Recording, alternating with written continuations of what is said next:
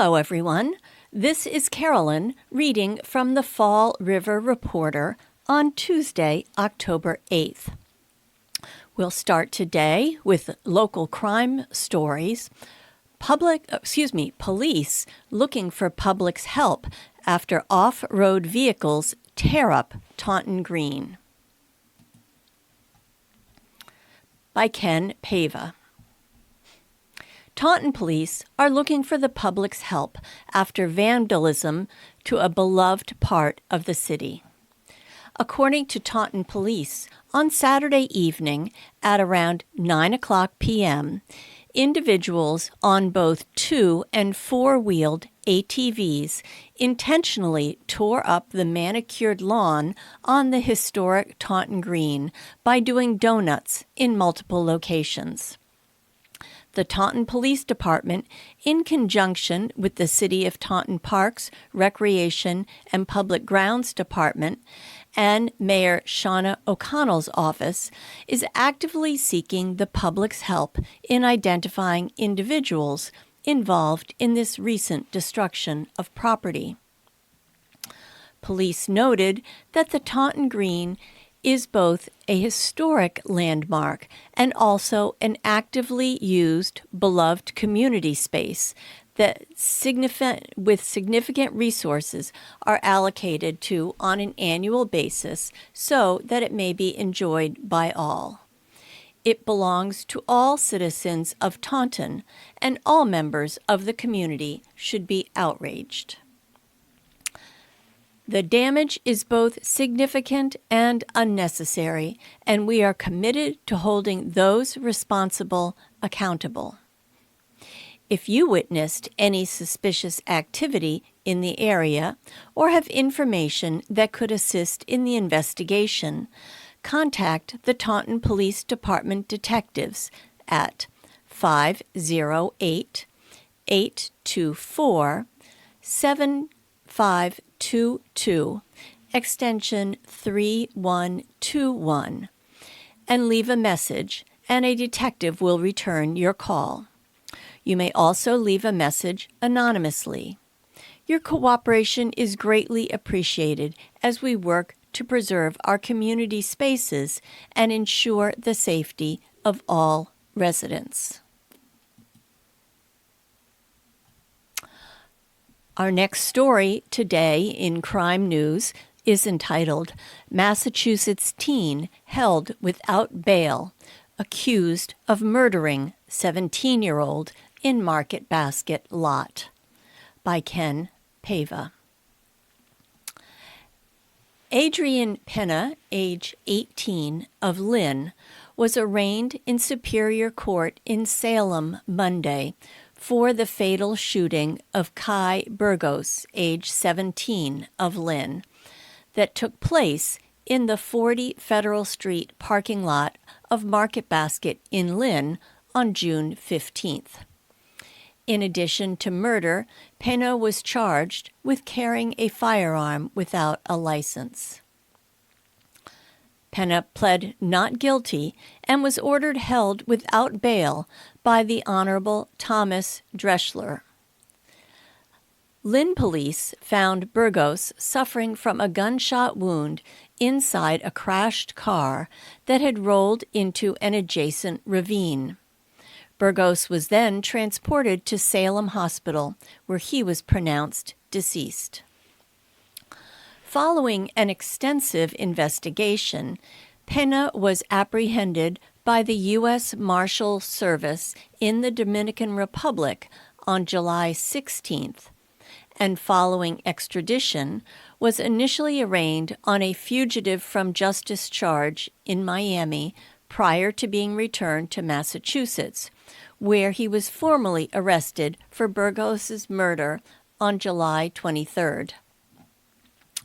In addition to the U.S. Marshals Service, the investigation resulting in Penna's arrest involved the Lynn Police Department, Massachusetts State Police detectives assigned to the Office of Essex County District Attorney Paul F. Tucker, the Massachusetts State Police Violent Fugitive apprehension section and law enforcement officials in the Dominican Republic.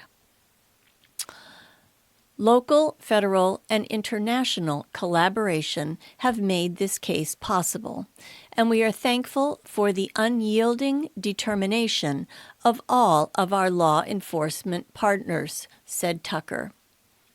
These efforts reinforce a clear message to criminals. Escaping the country does not equate to escaping prosecution. Assistant District Attorney A.J. Camilio is prosecuting the case on behalf of the Commonwealth. The defendant is represented by attorney Eduardo Masfer. Pena is scheduled to return to court for a hearing on compliance on November 18th. Our next crime-related story in today's Fall River Reporter is entitled, Victim's Name Released After Lynn Man with 6 Open Cases Held Without Bail in New Bedford Homicide, by Ken Pava. A Massachusetts man was held without bail Monday after being accused of murdering a man in New Bedford. According to Jennifer Sowa, Second Assistant District Attorney at the Bristol County District Attorney's Office, at approximately 11:30 p.m. Thursday, New Bedford police were called to the area outside of 1304 Acushnet Avenue for a report of a male stabbing victim. The victim, 51-year-old Jesus Torres, was rushed to St. Luke's Hospital, where he was later pronounced deceased after the altercation. The suspect, identified as Aniel Avellino, age 32, of Lynn, Massachusetts, was charged with murder. Avellino was arraigned on Monday morning in New Bedford District Court, where he pled not guilty. His next court appearance is scheduled for November. According to WJAR 10, Avellino has 6 open cases in Lynn, including assault and battery and larceny. Massachusetts State Police detectives, New Bedford Police, and the Bristol County District Attorney's Homicide Unit prosecutors are actively investigating the homicide. And also in crime news, Swansea man facing several charges after allegedly tasing man over trailer blocking driveway in Fall River, by Ken Pava. Fall River police arrested a Swansea man after a reported altercation that took place on Saturday. According to Detective Sergeant Moses Pereira, at approximately 5:00 p.m., multiple units responded to the 100 block of Whipple Street in response to a report of a fight. Upon arrival, officers encountered 2 individuals who stated that they had been engaged in a physical altercation with 2 males. According to the victims, the incident began over a trailer which was parked on the street, blocking a driveway. During the argument, 50-year-old Christopher Novo is alleged to have removed a taser from his pocket and lunged at one of the males with it. This led to the physical altercation. One of the men stated that Novo tased him in the abdomen during the incident. Based on statements made by the victim and witnesses, Novo was arrested and charged with assault and battery with a dangerous weapon, the taser, assault and battery, and carrying a firearm without a license.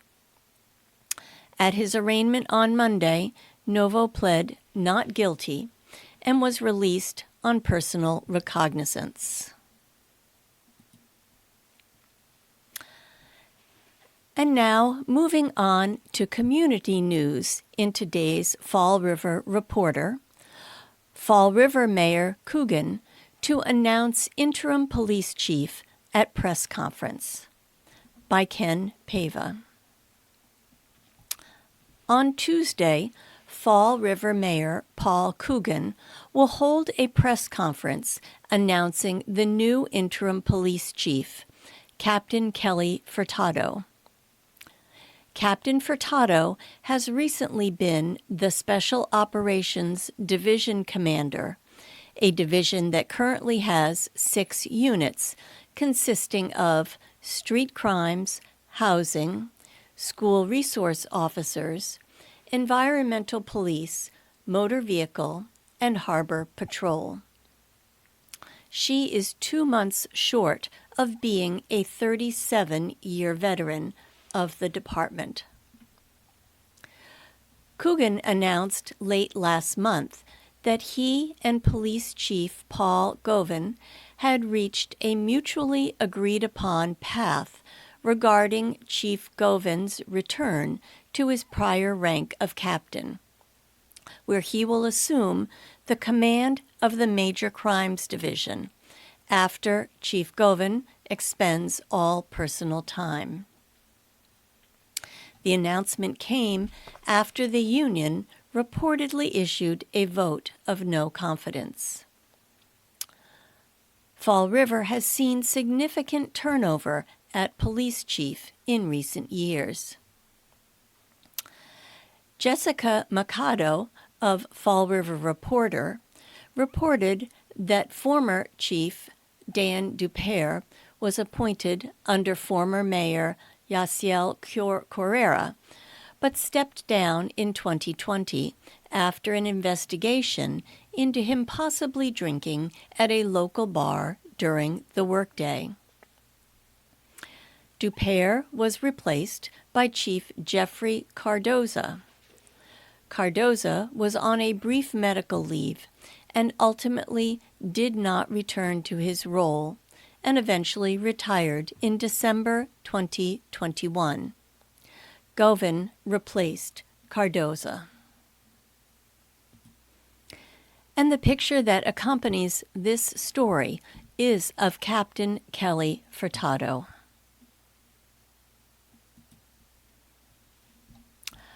Our next story in community news is entitled Motorcyclist Injured, Driver Cited in Fall River Motor Vehicle Collision, by Ken Pava. Fall River personnel responded to a crash on Sunday that sent one to the hospital. According to Detective Sergeant Moses Pereira, at just before 9:15 p.m., Fall River police units responded to the area of 164 Hartwell Street in response to a collision between a Toyota Scion and a motorcycle.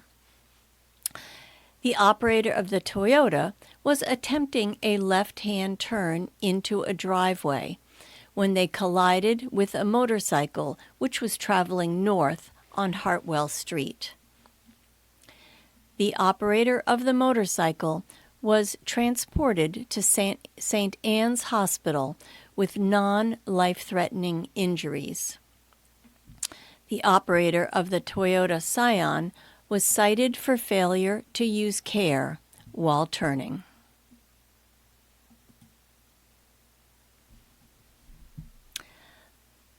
And also in community news, 5 Massachusetts nursing homes/rehab centers placed in receivership.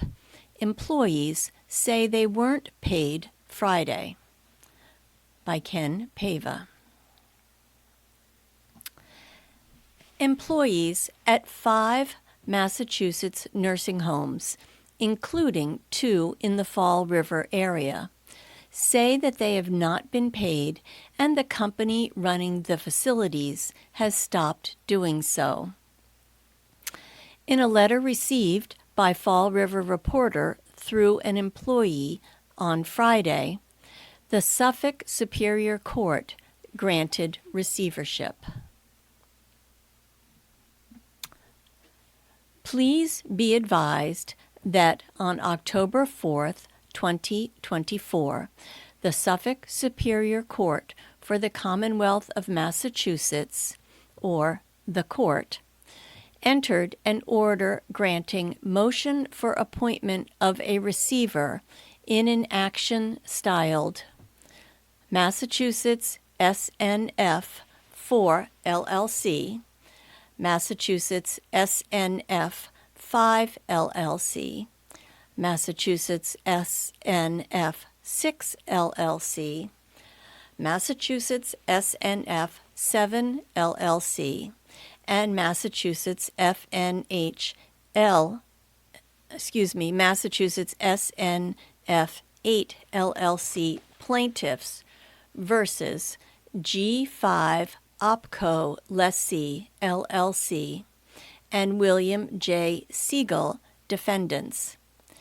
Case number 2484 CV 02434, or the action, appointing Michael F. Flanagan, the receiver, to serve as the receiver for G5 Opco Lessee LLC, the master tenant, and the 5 skilled nursing facilities listed on Exhibit A hereto, each a facility and the facilities. The receiver was appointed at the request of the landlords for the facilities. The receiver has engaged Mammary Inc., or the manager, to manage the day-to-day operations of the facilities during the receivership. Managers' affiliates are highly respected owners and operators of long-term facilities throughout New England. You can find more information about the Royal Health Group at www.royalhealthgroup.com. The appointment as receiver should not affect you as an employee. We understand that you may have concerns about the processing of your current paycheck, and we are working to ensure you receive the money owed to you as soon as possible, and, in any event, by early next week. Going forward, you will continue to receive paychecks just as you have in the past, and should not experience any difficulty in cashing or depositing these checks. Please contact the facility's administrator if you experience any problems with cashing or depositing your paychecks. Thank you for your time, understanding, and cooperation during these proceedings. Respectfully, Michael F. Flanagan. An employee told Fall River Reporter that Alpha Healthcare went to court on September 13th asking for an advance from the state to pay payroll, and they were denied. This past Friday, nobody got paid.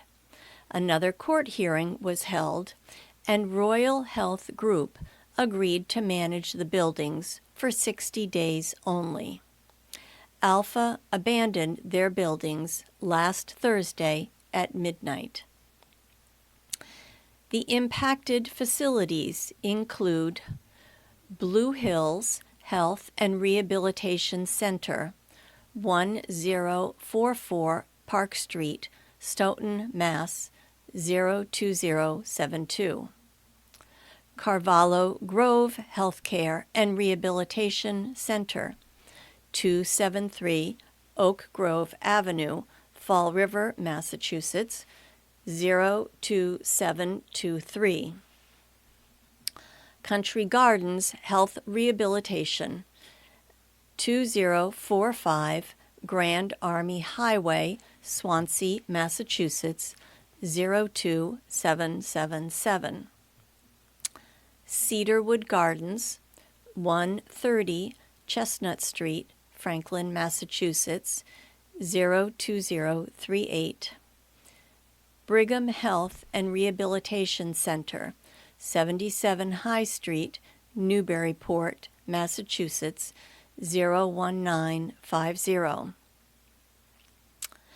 In response to the recent announcement that Alpha Healthcare has been put into state receivership, Jesse Martin, Executive Vice President of SEIU 1199 New England, the union that represents approximately 120 caregivers at Country Gardens in Swansea and Carvalho Grove in Fall River, issued the following statement.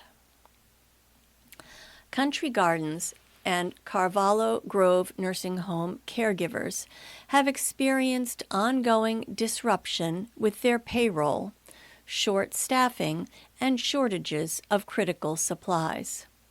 We are working with the Massachusetts Attorney General's Office, Department of Health, and other state officials to help stabilize Country Gardens and Carvalho Grove to ensure that their residents and workforce are able to continue living and working at these facilities.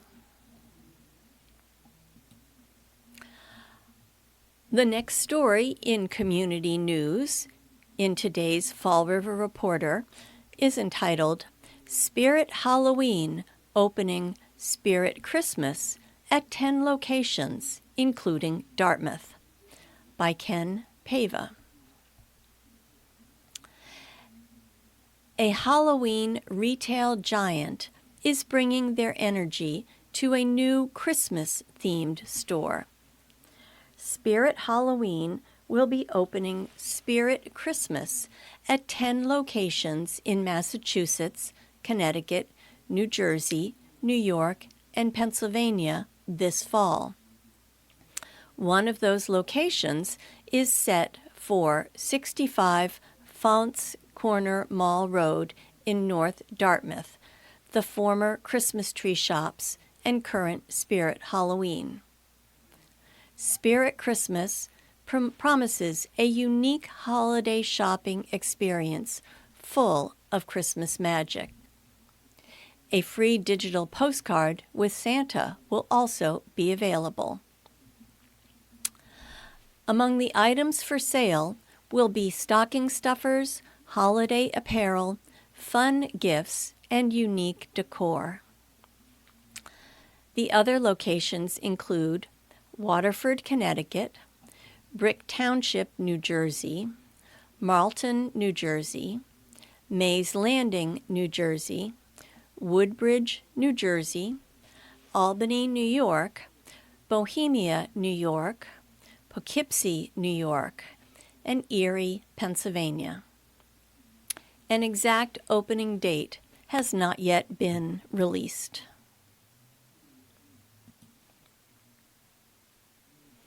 And another story in community news, Warren and East Providence off-duty responders rescue trapped victim from burning home, help contain fire, by Ken Pava. 2 local off-duty responders made a great save on Sunday afternoon.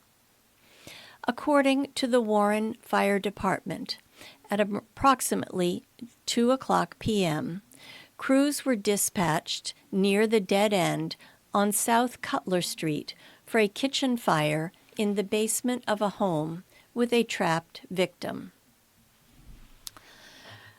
Lieutenant Freitas of Tower Ladder 1, who is a next-door neighbor, and off-duty police officer Ryan Feeney from East Providence Police quickly sprang into action and entered the basement to help the occupants escape to safety. They also contained the fire with a faucet sprayer from a kitchen sink.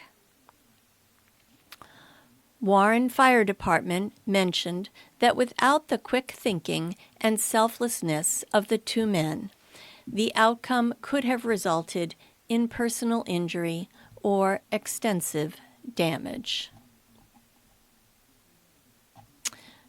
The picture accompanying this story is of the firefighters outside of that home. Our next community news story: Cordero Properties secures nearly $10 million to rehab Fall River Mill building into 36 housing units, by Ken Pava. Cordero Properties has secured close to $10 million in financing from Rockland Trust for the rehabilitation of a 146-year-old former mill building known as the Merrill Building in Fall River. The former 30,937 square foot mill, located at 66 Troy Street in Fall River, will have the top 3 floors converted into 36 market-rate residential units. Southeast Center for Independent Living will continue their lease on the first floor. We've been working with the Cordero Properties team for several years on historic rehabilitations throughout Fall River. This project, along with others we've worked on together, such as Commonwealth Landing and International Ladies Garment Worker Center Building, help address the need for additional housing options on the South Coast, said James Joyce, Vice President, Commercial Loan Officer at Rockland Trust. It is such a rewarding experience to participate in these meaningful projects of finding new life in buildings with a rich architectural history. Cordero Properties has owned the property since 1999.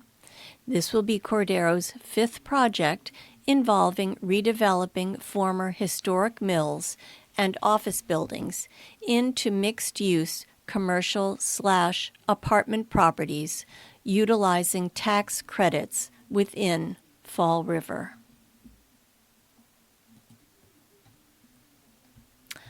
This has been Carolyn reading to you from the Fall River Reporter on Tuesday, October 8th. I hope you all have a wonderful day.